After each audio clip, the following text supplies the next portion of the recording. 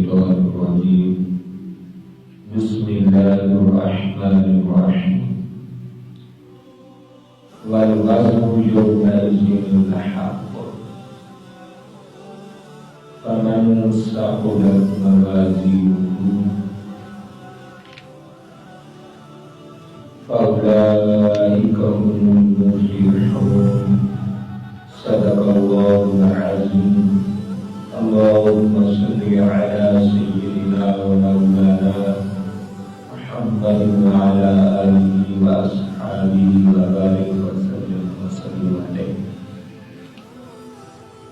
پیارے دوستو، رب ذوالجلال نے ارشاد فرمایا وزن اس دن حق ہوگا. فرمایا جس کا وزن اس دن بھاری ہوگا فَأُولَئِكَ هُمُ الْمُفْلِحُونَ. فرمایا وہی تو کامیابی کا شیرا گلے میں سجا کر جنت میں داخل ہو جائیں گے، جن کا اعمال نامہ وزنی ہوگا، وزن برحق ہوگا. فرمایا وَمَنْ خَفَّتْ موازینہ فَأُولَئِكَ الَّذِينَ خَسِرُوا أَنفُسَهُمْ. فرمایا جن کا وزن ہلکا ہوگا، کم ہوگا، وہی لوگ نقصان اٹھانے والے ہوں گے، وہی لوگ ہوں گے جنہوں نے اپنی جان پر ظلم کیا ہے، اپنی جان کو نقصان میں اور گھاٹے میں ڈالا ہے. فرمایا بما كانوا بآياتنا يظلمون. اور یہی لوگ ایسے بے حیا لوگ ہوں گے جنہوں نے ہماری آیات کے ساتھ ظلم کیا ہوگا، زیادتی کی ہوگی، ہماری آیات کو مذاق سمجھا ہوگا، قرآن مجید کو مذاق سمجھا ہوگا. فرمایا یہی لوگ ظالم ہوں گے اور پرلے درجے کے بے وقوف ہوں گے. آپ اندازہ کریں، علماء کرام نے لکھا ہے جن کا وزن بھاری ہوگا، وزن اس دن حق ہوگا. یعنی دنیا میں ہم نے پیمانہ دیکھا ہے کہ جب ترازو پہ چیز تولی جاتی ہے، جو بھاری ہوتی ہے وہ نیچے چلی جاتی ہے، جو ہلکی ہوتی ہے وہ اوپر چلی جاتی ہے. لیکن اعمال نامہ ترازو جو قیامت کے دن رب ذوالجلال لگائیں گے، اس ترازو کا نظام ہی جدا ہوگا، نظام ہی مختلف ہوگا. کیا ہوگا کہ جن کے نام اعمال وزنی ہوں گے وہ اوپر جائیں گے، اور جن کے اعمال کا وزن کم ہوگا وہ نیچے جائے گا. یعنی ٹوٹل جدا، مختلف، اپوزٹ طریقہ ہوگا قیامت والے دن. اس کا مجھے تو یوں سمجھ آتی ہے کہ یہ ترازو اور یہ پیمانہ اللہ نے دنیا سے مختلف اور جدا بھی بنایا. مجھے تو یوں سمجھ آتی ہے کہ رب ذوالجلال نے فرمایا جو میرا بندہ اعمال کے انبار لگا کے آئے، اعمال سے اپنے آپ کو سجا کے لائے، اعمال کا اتنا وزن اٹھا کے لائے، رب نے فرمایا دنیا کا ترازو یہ ہے کہ بھاری چیز نیچے جاتی ہے، لیکن میں نے یہ ترازو اس لیے تبدیل کیا، قانون اس لیے بدلا تاکہ جو میرا بندہ اعمال کا وزن لے کے آیا وہ وزن نیچے نہ جائے بلکہ اس کی شان بلند ہو جائے، اس کی شان عظمت بلند ہو جانی چاہیے، اور وہ اوپر کی طرف آئے، وہ ترقی کی طرف آئے، وہ عروج کی جانب بڑھے. اندازہ کریں رب ذوالجلال کی کرم نوازی کا. اور آگے بڑی قیمتی آیت مبارکہ آئی ہے فَلَقَدْ مَكَّنَّاكُمْ فِي الْأَرْضِ. فرمایا انسان کو ہم نے زمین میں ٹھہرنا دیا ہے، زمین میں رہنا دیا ہے، زمین میں رکنا دیا ہے.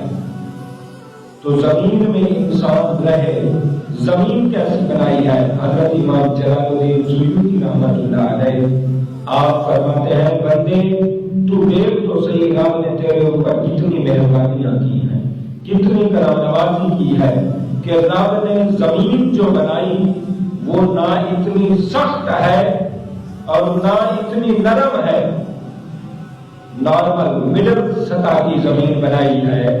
یعنی اگر نرم ہو تو دیکھا ہے پاؤں پھنس جاتے ہیں, پاؤں اندر پھنس جاتے ہیں. اگر بہت نرم ہو زمین تو اندر چلا جاتا ہے پاؤں. اللہ نے وہ زمین اتنی نرم نہیں بنائی کہ پاؤں اندر چلا جائے اور مشکل سے نکالنا پڑے, دوسرا پاؤں اندر چلا جائے. اس طرح مشکل ایفرٹس ہو نہیں. فرمایا میں ایسی زمین بناتا ہوں تاکہ میرے بندے سیر تفریح کریں اور میری کائنات اور زمین کے جلوے دیکھیں اور میری زمین کے کرشمے دیکھیں اور قدرت کے رنگ دیکھیں. تو فرمایا اتنی نرم نہیں بنائی کہ پاؤں اندر چلا جائے اور اتنی سخت نہیں بنائی کہ پاؤں میں چبھے. نہ پاؤں پھوٹے نہ پاؤں میں چبھے. کیسی کرم نوازی کی ہے اور کیا لاجواب زمین اس مالک لم یزل نے, سلاطین سلطان اعظم نے, بڑے بادشاہ نے کیسی اس زمین کو ترتیب دی ہے, کس انداز سے اس کو مرتب کر دیا ہے کہ اتنی نرم نہیں کہ پاؤں اندر چلا جائے اور اتنی سخت نہیں کہ پاؤں کے اندر چبھے. اور رب ذوالجلال نے فرمایا ایسی زمین میں نے استوار کر دی ہے, ایسی زمین میں نے استوا کی ہے کہ زمین پر کوئی 50 سال بھی چلتا ہے تو اس کے پاؤں زخمی نہ, بلکہ سکون سے آرام سے چلتا رہے. تو کیسی اللہ نے زمین کو پیدا کیا. وَجَعَلْنَا لَكُمْ فِيهَا مَعَائِشَ, اور ہم نے تمہارے لیے اس زمین میں گزر بسر رکھا ہے, رزق رکھا ہے, اس میں چلنا پھرنا رکھا ہے, اس میں تعلق داری رکھی ہے, اس میں اولاد رکھی ہے. اس زمین میں ہر چیز ہم نے اگا دی ہے, اس زمین سے ہر چیز نکال دی ہے. اس کا مطلب یہ ہے, علماء فرماتے ہیں بندے اگر تو سوچے کہ رب ذوالجلال نے کیسی کرم نوازی کی ہے. اللہ نے زمین بنائی اور بڑی زبردست بنائی, اتنی بہترین زمین بنائی اور اوپر تجھے کھڑا کیا تاکہ بندے سمجھ لے کہ زمین میری نعمت ہے, مگر میں نے تیرے قدم زمین سے اوپر کر دیے تاکہ یہ تجھے پتا چلے کہ رب کتنا مجھ سے پیار کرتا ہے, رب کتنی مجھ سے محبت کرتا ہے کہ میرے پاؤں کے نیچے خدا کی نعمت ہے. یعنی گویا کہ یوں سمجھیں رب نے اپنی نعمتیں بندے کے قدموں پر مار دی ہیں, بندے کے قدموں پر نشانت کر دی ہیں, بندے کے قدموں پر نشانیت کر دی ہے. اس لیے دیکھا ہے ساری کائنات میں رزق اللہ نے اس دنیا میں رکھا ہے, اس زمین پر رکھا کہ بندے کو بتایا جائے بندے رزق, تو رزق کی فکر میں نہ جا, تو جہاں ہاتھ لگائے گا کھیتیاں اگ جائیں گی, فروٹ پھل اور کیا کیا نعمتیں اگ پڑیں گی. جہاں تو قدم لگاتا ہے یہ دیکھ کہ میں نے سارا رزق جتنا بھی رزق کا زمین سے اگایا اور زمین ہے تیرے پاؤں کے نیچے. اس کا مطلب یہ ہے اللہ فرماتا ہے بندے میں نے سارا رزق اٹھا کے تیرے قدموں میں رکھ دیا ہے, سارا رزق اٹھا کر تیرے قدموں پر قربان کر دیا ہے. اندازہ کریں آج ہم رزق کی فکر میں مارے پھریں. اللہ نے تو آج سے کئی ہزار سال پہلے جب کائنات کو بنایا اللہ نے اسی انداز سے مرتب کیا کہ بندے تو رزق کی فکر نہ کر, رزق سارا کا سارا میں نے زمین میں رکھا اور زمین کے اوپر تجھے رکھا تاکہ پتہ چلے رزق کیا چیز ہے. رزق تو اس سے ہیچ چیز ہے, رزق تو اس سے نچلے درجے کی چیز ہے. اس لیے علماء فرماتے ہیں بندے اگر تو اپنی دیکھ کس انداز سے کس پیار سے تجھے رب نے بنایا. اللہ نے ساری کائنات میں ہر چیز رزق کھاتی ہے. وما من دابۃ فی الارض الا علی اللہ رزقھا, فرمایا زمین میں ہر چیز کا رزق اللہ کے ذمہ کرم میں ہے. تو ساری کائنات رزق کھاتی ہے مگر رزق کھانے کا ہر چیز کا انداز دیکھیں. جانور کو دیکھیں پورا منہ نیچے کر کے وہ کھاتے ہیں اور منہ کو نیچے کر کے وہ پانی پیتے ہیں. یعنی ہر چیز رزق کی طرف جھک جاتی ہے مگر انسان تجھے دیکھ رب نے کیسی شان و عظمت بخشی، رب نے رزق کو تیری طرف جھکا دیا۔ فرمایا بندے ہر چیز رزق کی طرف جھکتی ہے، مگر بندے رزق تیری طرف جھکتا ہے تو بندے تو رزق کی طرف کیوں جھکے، تو رازق کی طرف جھک۔ اللہ نے فرمایا بندے میں نے تجھے اپنے لیے پیدا کیا ہے، رزق کے لیے تھوڑی پیدا کیا ہے۔ رزق تو جانور بھی کھا رہے ہیں، رزق جانور جن میں عقل نہیں ہے، سینس نہیں ہے، جن میں شعور نہیں ہے، وہ رزق کھا رہے ہیں، تجھے کیوں سے رزق کی فکر پڑی ہے؟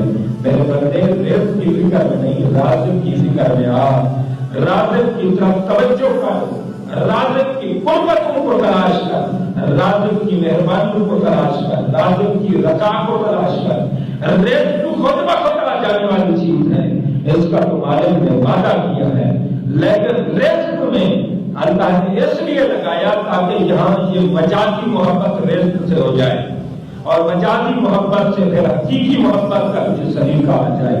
اصل میں ٹارگٹ رب نے اپنی ذات کو رکھا ہے، اصل میں رب نے اپنی ذات کو ٹارگٹ رکھا ہے، لیکن بندہ مقام کھو چکا ہے، بندہ بھول چکا ہے۔ اللہ نے فرمایا بندہ بھول چکا ہے، قلیلا ما تشکرون۔ بندے کو کیا پتا کہ میں نے اس کے لیے کون کون سی نعمتیں جنت میں سجا رکھی ہیں، میں تو جنت بھی ان کے قدموں پر قربان کرنے کو تیار ہوں، لیکن بندہ میری طرف آنے کو تیار نہیں۔ قلیلا ما تشکرون، بندہ تو ناشکر ہے، بندہ تو شکر نہیں کرتا۔ بندے کا جو نعمتیں عطا کی ہیں، جو انعام عطا کیے ہیں، اس کے مطابق بندے کا شکر ہی نہیں، بندہ اس قدر شکر نہیں کرتا، اس قدر میری رضا پر راضی نہیں ہے، میری تقسیم پر راضی نہیں ہے۔ وگرنہ بندے کو یہ سمجھ ہو جانی چاہیے کہ مالک نے کتنی محبت کے ساتھ جنت کو تیار کیا ہے، یہ دنیا کو تیار کیا، جنت کو تیار، ہر چیز بندے کے قدموں میں قربان کر دی کہ جا میرا بندہ، ہر چیز تیرے نیچے ہوگی، ہر چیز تیرے لیے ہوگی، وہ میرے لیے ہوگا، جب تو میرے لیے ہوگا میں تیرے لیے ہو جاؤں گا۔ تو اصل میں رب قربتوں کا نور عطا کرنا چاہتا ہے، اپنی چاہتوں کا نور عطا کرنا چاہتا ہے، اپنی ذات کا نور عطا کرنا چاہتا ہے، اپنی رضا کا نور عطا کرنا چاہتا ہے، اپنے انعامات عطا کرنا چاہتا ہے۔ وہ واقعہ لکھا ہے کہ ایک بزرگ نے دیکھا ایک طوطا ہے، وہ مرغیوں میں پھر رہا ہے اور اسے اڑنا نہیں آتا، مرغیوں کے ساتھ پلا، مرغیوں کے ساتھ ہی رہا، اسے اڑنا نہ ہے۔ تو اس بزرگ نے کہا یہ طوطا ہے، یہ تو ساری دنیا کو دیکھنے والا ہے، یہ تو پرواز والا ہے، اس کی تو شان اونچی ہے، اس کی عظمت بلند ہے، یہ تو فلائنگ کے لیے ہے، لیکن یہ مرغیوں کے ساتھ کہیں بیچارہ پھنس گیا ہے۔ تو اس بزرگ نے طوطے کو پکڑا، جا کر اونچی جگہ سے چھوڑا، طوطے کو اڑنا نہ آئے۔ آخر کار 10-20 ٹرائی کے بعد 10-20 دفعہ ٹرائی کر کے ایک دفعہ پہاڑ پر چڑھ گیا وہ بزرگ، اور بزرگ نے پہاڑ پر چڑھ کر طوطے کو چھوڑا، طوطے نے پرواز شروع کر دی، آہستہ آہستہ اڑنے لگ پڑا، اور طوطے نے اس طرف بزرگ کی طرف منہ کر کے گویا کہ شکریہ ادا کر رہا تھا کہ اے بزرگ تو نے مجھے اپنا مقام دے دیا، میرا جو مقام تھا میں وہ کھو چکا تھا ان مرغیوں میں، ان مرغیوں کی صحبت میں میں کھو چکا تھا، تو لہٰذا تم نے مجھے پھر وہ پرواز والا، بلندی والا، اڑان والا میں مجھے مقام اور مرتبہ دے دیا، تیرا شکریہ۔ لہذا پتہ چلتا ہے رب نے ہمیں بہت اپنے لیے بنایا تھا، اپنی قربتوں کے لیے، اپنی رضا کے لیے، اپنی انعامات کے لیے، اپنی ذات کے لیے رب نے ہمیں بنایا، لیکن ہم دنیا داری میں کھو گئے، ہم شیطان کے وسوسوں میں کھو گئے، شیطان کی چال میں کھو گئے، ہم کافروں کی دنیا میں آ کر کافر بن گئے، ہمارے نظریات کافر ہو گئے، ہمارے دل دماغ کافر ہو گئے، وگرنہ رب نے تو ہمیں چاہتوں سے اپنی قربتوں کے نور میں سینچا تھا، قربتوں کے نور میں پالا، پھر آزمانے کے لیے یہاں بھیجا، اور آزمانے میں یہ ہوا کہ ہم سب کچھ بھول گئے، ہم اپنا عزت و وقار کھو گئے، ہم اپنا احترام کھو گئے، ہم نے ہر چیز کھو دی۔ عالم کے آقا علیہ السلام حضرت عبداللہ ابن عمر کی روایت کرتے ہیں، ابن ماجہ کی روایت ہے، حضور نے اپنے بیت اللہ شریف کو دیکھا اور فرمایا میرے بیت اللہ تو بے شک یقیناً اللہ کا گھر ہے، یقیناً تو اللہ کا نور ہے، یقیناً تیری بڑی خوشبو ہے، تیری بڑی عزت ہے، عظمت ہے، حرمت ہے، مگر یاد رکھ ایک انسان سے تیری زیادہ عزت نہیں ہے۔ اللہ کے ہاں انسان کی حرمت، عزت، انسان کا مقام، انسان کی شان کعبہ تجھ سے زیادہ ہے۔ تو اللہ نے تو کعبے کو بھی ہمارے ہم پہ بار دیا۔ ہماری شان عظمت کیا ہے؟ ہماری شان اللہ نے کیا بنائی ہے؟ میں کیسے مان جاؤں کہ میرا اب کوئی نہیں رہا؟ میں کیسے مان جاؤں کہ میرا اب کوئی نہیں رہا؟ جب تک خدا کی ذات باقی ہے میں تنہا نہیں۔ ہمارے دلوں جزر ہمیں وہی قربتیں، وہی چاہتیں اپنی انوار و تجلیات میں گم فرمائے۔ ہم دنیا میں رہ کر اس کے ساتھ یاری لگائیں، دنیا داری کے ساتھ مولا کی یاری۔ اللہ دونوں چیزیں نصیب فرمائے، دنیا کی خیر خوبی بھلائی عطا کرے اور آخرت کی خوبیاں بھلائیاں مالک لم یزل ہمیں عطا فرمائے۔ اللہ کریم ہمارے چند کلمات کو